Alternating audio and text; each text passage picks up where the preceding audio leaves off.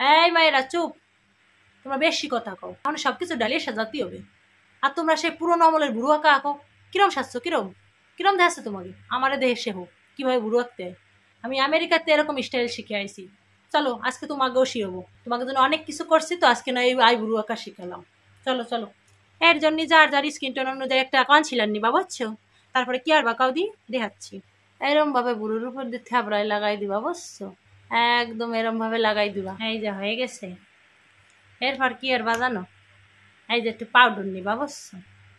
এরকম খানিক করা নিয়ে ওই যে মিথ্যেরে সত্যিরই মিথ্যে দিয়ে চাপা দেওয়ার মতো চাপা দিয়ে দিবা, বুঝছো? এই যে ভালো মতো চাপা দিয়ে দিচ্ছি। এই যে চাপা দিয়ে দিলাম।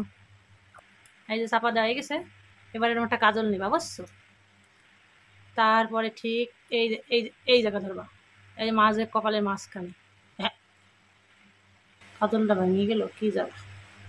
ঠিক এই জায়গাতে এইরকম সুন্দর করে টান দিবা। তারপরে ঠিক এইবারেও একদম সেম জায়গাতে ধরে এরকম ঘুরো টানিয়ে দেবো। এই মাইরা তোমরাই কও কেমন হয়েছে, আর কিভাবে আঁকতে বুঝাতে পারছি?